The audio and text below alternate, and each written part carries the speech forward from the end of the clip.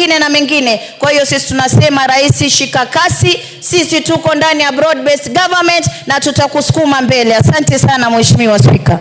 Osoro.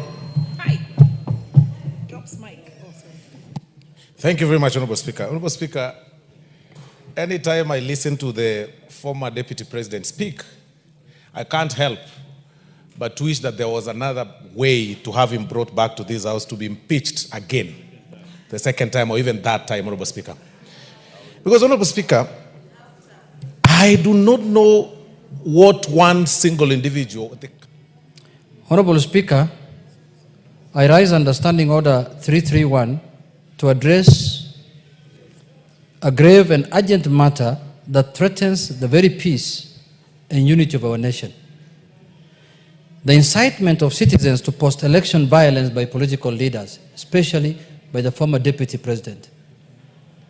Honorable Speaker, our country has made significant strides in strengthening our democratic institutions since the painful memories of the 2007-2008 post-election violence. We have built a constitutional order, Mr. Speaker, anchored in our Constitution, which provides lawful, peaceful, and democratic mechanisms to resolve electoral disputes. Let us not undo that progress, Mr. Speaker. Honorable Speaker, Article 37 of the Constitution guarantees every Kenyan the right to assemble, demonstrate, and picket peacefully and unarmed. But that right ends where violence begins.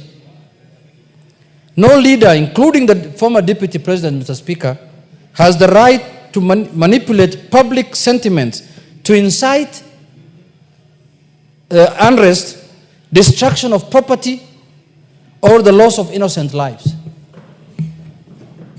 Honorable Speaker, we are all aware of the tensions that arose following the announcement of the 2022 general elections. We witnessed legal challenges filed in the Supreme Court, pursuant to Article 140, and we commend all parties who chose to pursue justice through institutional means as is expected in a constitutional democracy. Honorable Speaker, be that as it may, in recent days and weeks, we have seen reckless utterances from the former Deputy President, utterances which, whether intentionally or by negligence or out of foolishness, have slowly begun to incite pockets of unrest in parts of this country, especially in the areas surrounding Manyora and Madira area. Honorable Speaker, let it be known that words have consequences. And when leaders stand on podium or go live on national televisions and call for confrontation instead of dialogue, they betray the very people they purport to represent.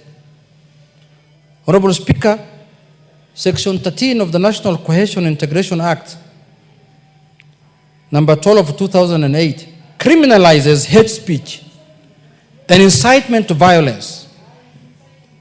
It is not a suggestion, it's a law. And that law must be enforced uniformly and decisively, Mr. Speaker. Honorable Speaker, you will have his time to say something. Why can't he just wait? Yeah, you can oppose the motion. Honorable Speaker, we recall the sorrow with sorrow. For the guidance of the House, Honorable Jeanette, you have 10 minutes. Yes.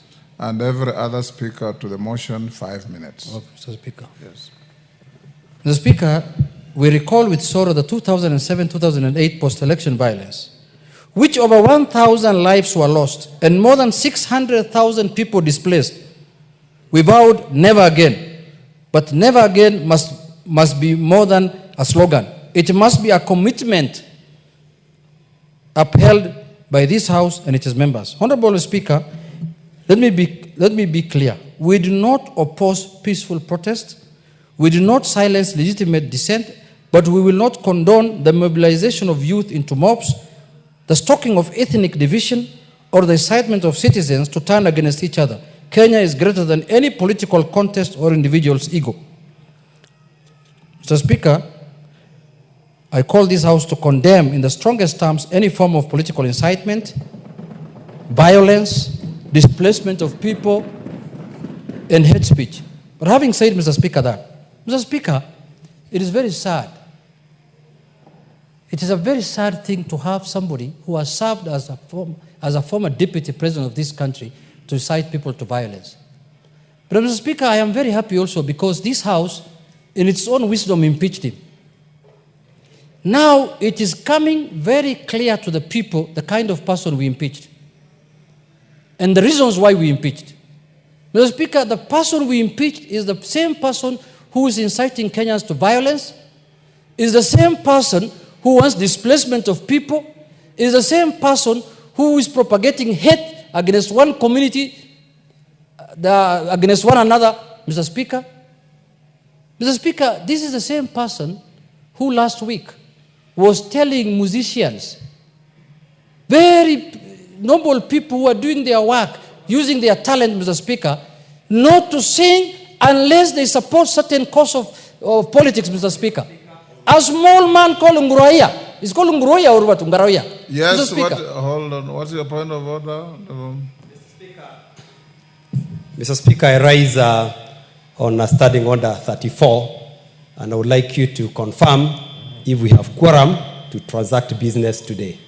Thank you.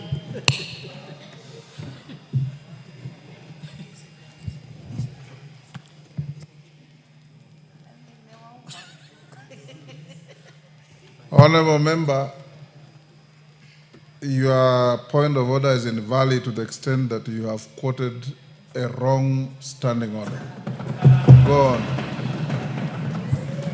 Thank you, Mr. Speaker, for that is interruption. Mr. Speaker, I seek you for your protection, Mr. Speaker, because I am still moving the motion, Mr. Speaker. Order, take your seat. I'm still moving the motion, Mr. Speaker. I seek your protection. Go on. Mr. Speaker, this person that we impeached as a House, Mr. Speaker, overwhelmingly, with over 300 members of this House, Mr. Speaker, is the same person who is telling Kenyans that unless you follow this direction, unless you follow this party of mine, unless you follow this, wild thoughts of mine of discriminating against other people, you will not be valid, or you will not be a valid Kenyan, Mr. Speaker. You will not be a valid citizen of this country. Mr. Speaker, this is a House that addresses matters of concern to the people. That is our mandate constitutionally. And if we do not arrest this matter, as Swahili people say, usipojenga ufa, usipoziba ufa utajenga ukuta, Mr. Speaker. If we do not arrest this matter as early as now, Mr. Speaker, this is a man who has lost his head. This is a man who has lost his soul, and he wants to take this country to the precipice so that people can fight, Mr. Speaker. Mr. Speaker, I take pride because I did not know I was impeaching initially a man of this type. I never thought I impeached him based on gross violation of the Constitution and other things. But now I've realized, Mr. Speaker, madness, mental problem is not walking naked in the street.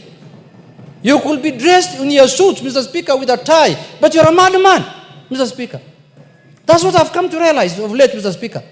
Because a leader of that type, a leader who wants to lead a political party in this country, cannot say, now what's happening, Mr. Speaker, he is almost making a region of this country look like an alien in this country. Very soon he wants to fence it off, like the Aberdare forest. That if you want to go there, you must get permission from him, Mr. Speaker. You cannot go and visit even your relatives there. You cannot even visit your people there, Mr. Speaker. You cannot do any politics in that area unless you get permission from him. Mr. Speaker, I want to say this. This country has experienced this, and we will not allow it to repeat. We will not allow it, Mr. Speaker. Every Kenyan has a right to live, to do politics, to do business, even